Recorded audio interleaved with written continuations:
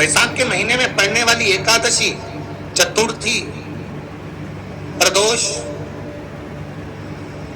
अमावस्या, पूर्णिमा, शिवरात्रि, ये सभी इतनी महत्वपूर्ण क्यों हो जाती है?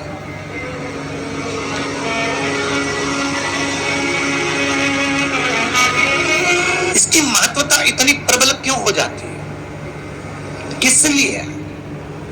क्योंकि वैशाख का जो महीना पड़ता है, सूर्य की संपूर्ण तपन, सूर्य देव अपने पूर्ण तेज के साथ मृत्यु लोक के निवासियों पर, चाहे जलचर हो, थलचर हो, वायुचर हो, चाहे जो जीव है, उस पर जब किरण फेंकते हैं तो संसार का जो मनुष्य है उस पर जब ताप पड़ता है तो ताप पड़ने के कारण उसके मुख से भगवान का नाम निकल ही जाता है, स्मरण नाम निकल ही जाता है। जब उसके मुख से भगवान का नाम निकलता है तो वो भगवान की शरणागति खुद ग्रहण कर लेता है,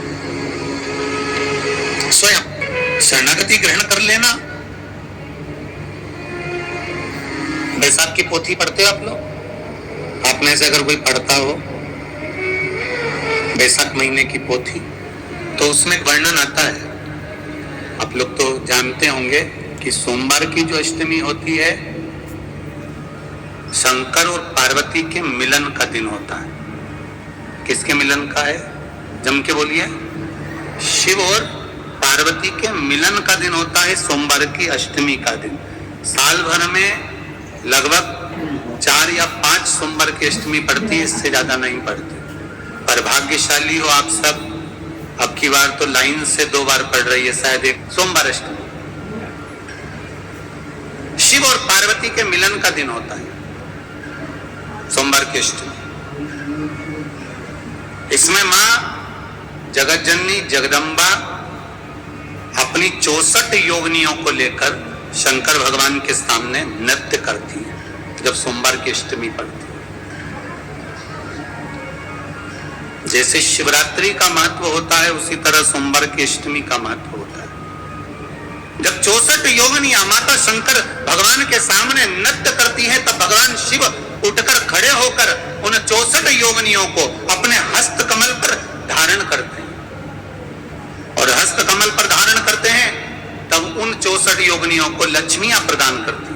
लक्ष्मी माता को वो 64 योगिनियां दी जाती हैं। लक्ष्मी मैया उन 64 योगिनियों को भगवान विष्णु के पास लेकर जाते हैं। भगवान नारायण उन 64 योगिनियों को ब्रह्मदेव के पास लेकर जाते हैं। उन 64 योगिनियों को ब्रह्मा जी ब्रह्माणी को प्रदान करते हैं। ब्रह्माणी उस 64 योगिनियों को ले जाकर माँ जगतजननी आद्य शक्ति को देती है। आद्य शक्ति उन 64 योगिनियों को ले जाकर शिव को समर्पित करती है। शंकर भगवान की कथा कहती है, सोमवार की अष्टमी पढ़ने वाले दिन अगर बेलपत्र पर केसर का भाग लगाकर, ओम लिखकर केसर का ही तिलक लगाकर मां आदिशक्ति गणेश जी रिद्धि सिद्धि के नाम से 7 बेलपत्र शिव को समर्पित कर लाल वस्त्र में उसको बांधकर, जिसका व्यापार व्यवसाय या नौकरी सर्विस नहीं हो, बहुत कष्ट चल रहा हो, बहुत जिंदगी में दुख चल रहा हो, उसको 2-1 महीना रख कर देखो, बाबा लाइन लगा देगा आपकी संपदा की ओर, आपका हाथ पकड़ देगा। सोमवार की अष्टमी शिव को रिझाने की होती है, भगवान शंकर को मनाने के लिए, शिव को प्राप्त करने का एक साधन है। जिन लड़का लड़कियों का विवाह नहीं होता, सोमवार के अष्टमी के दिन अशोक सुंदरी वाली जगह, सबको मालूम है ना अशोक सुंदरी की जगह, अशोक सुंदरी वाली जगह पर 7 हल्दी की बिंदी रख दी जाए। लड़का लड़की जिसका विवाह नहीं हुआ उसका हाथ रख दिया जाए और वही हाथ के छापे पीपल के वृक्ष पर 5 लगा दिए जाए। महाराज 3 महीने में उसका विवाह पक्का हो जाता है। सोमवार की अष्टमी का इतना भाव है महाराज, सहज नहीं है सोमवार की अष्टमी। शिव और आद्य शक्ति का मिलन है सोमवार की अष्टमी। भगवान शंकर और पार्वती का मिलन। ऐसी कौन सी कामना है जो शिव पूर्ण नहीं करते? बस आपका विश्वास, आप उस पर भरोसा करना तो पूर्ण करना। पूर्ण भरोसा मतलब छोड़ दिया। पूर्ण भरोसा मतलब शंकर जी के मंदिर में नारियल नहीं फूटता है क्या? नहीं, क्योंकि पूर्ण समर्पित होता है। शिव जी को आधा चावल का दाना भी नहीं चढ़ता, पूर्ण चढ़ाई है। शिव जी को आधा फल नहीं चढ़ता, पूर्ण चढ़ता है। श्रीफल भी चढ़ेगा तो पूर्ण चढ़ेगा। शंकर भगवान के पास में आधे का कोई काम नहीं है, उनको पूर्ण समर्पण चाहिए। आपका पूर्ण समर्पण अगर आप दोगे तो शिव उसको स्वीकार कर। सहज सी बात कहेंगे, आपके जीवन के लिए बहुत काम आएगी। कोई पैसा लेकर भग गया, नहीं दे रहा ना, आप जरा शांति रखना, बहुत शांति रखिए। कंडा, कंडा जानते हो ना, जो अलोना कंडा किसको कहते हैं? एक होता है गाय का गोबर जिसको थाप दिया जाता है। ये जो थपा हुआ जो कंडा होता है कभी भी यज्ञ में काम नहीं आता, आपको मालूम होगा। अब आज के जमाने में तो भले आप सब जानते ही हो कि लोग मानते तो कुछ है नहीं, पर जिस पर हाथ का छापा पड़ गया, थप गया, वो यज्ञ में हवन में काम नहीं आता। हमारे बीच में दो संत बैठे हुए हैं, आपके भी स्मरण में रहा होगा कि जो थाप दिया जाए, जिस पर हाथ का छापा अधिक पड़ जावे और उसको थाप दिया जाए, वो कंडा कहलाता है। और वो पूजन में या यज्ञ आदि में उसका क्रम नहीं है। गाय जब पोटा करे और पोटा कर या उसको उठाकर ऐसा कैसा ही कहीं रख दिया गया, वो सूख गया, उसको अलोनी गोबरी कहते हैं, उसको अलोना कंडा कहते हैं। उस पर कोई छापा नहीं डला है, उस पर कोई ट्रेडमार्क नहीं लगा है, उस पर कोई आपका हाथ नहीं छुआया गया है, उसमें कोई वस्तु की मिलावट नहीं है।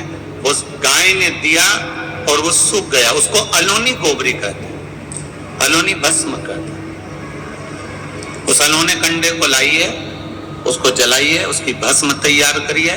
उस भस्म को तैयार कर कर उस भस्म को बेलपत्री के वृक्ष के नीचे रखकर और उसमें थोड़ा सा भाव, एक भस्म को थोड़ा सा भाव, उस भस्म का एक छोटा सा लिंगायत आकृति सिद्ध कर कर उसको बेलपत्री के वृक्ष के नीचे रखकर उसका पूजन करिए।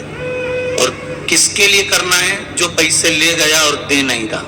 आपने हाथ पे जोड़ लिए, फोन कर लिए, 50 बार बोल दिया, 50 बार विनती कर दी, वो नहीं दे रहा ना, वो नहीं दे रहा। अब उसके लिए एक भस्म का लिंग तैयार कर कर उसका पूजन, उसका स्मरण कर कर उससे विनती कर लेना। बाद में उसी का विसर्जन उसी वृक्ष के नीचे जल डालकर धीरे धीरे नाम स्मरण कर कर छोड़ दे। उस भस्म का थोड़ा सा भाग लेकर आए, मस्तक पर तिलक लगाकर केवल एक बार या तो फोन पर बात कर ले या उसको बोल दें कि हमारा धन दे दीजिए। उसके बाद बाबा जाने और बाबा भस्मी धारी जा रहे। अब वो भूत भावन भूतेश्वर भगवान भस्म रमाने वाला रमैया मेरा शिव सब जान लेगा। आपको तो केवल एक बार उससे बात करना है या फोन लगाना, फिर बाबा के हाथ में। ये आपके जीवन में बहुत काम आएगा, बहुत। जैसे आपको पहले कहा था कि अगर धन चले जाए, पैसा कोई चोरी चले गया, कोई वस्तु चली गई, कोई वस्तु जाने पर अपने को क्या करना है? गवर्नमेंट अपना कर्म करे, पुलिस अपना काम करे, वस्तु गुम गई है, नहीं मिल रही है, एक 5 मुखी रुद्राक्ष कटोरी में शहद और जल रखकर या शक्कर रखकर बीच में घर का पूरा सेंटर मिलाकर नाभि में रख दीजिए उसको। महाराज 5 से 7 दिन लगते हैं, जो वस्तु गई है उसकी सूचना मिल जाती है, वस्तु प्राप्त होना प्रारंभ हो जाती है। शिव जी पे विश्वास कितना करना चाहिए? कई लोग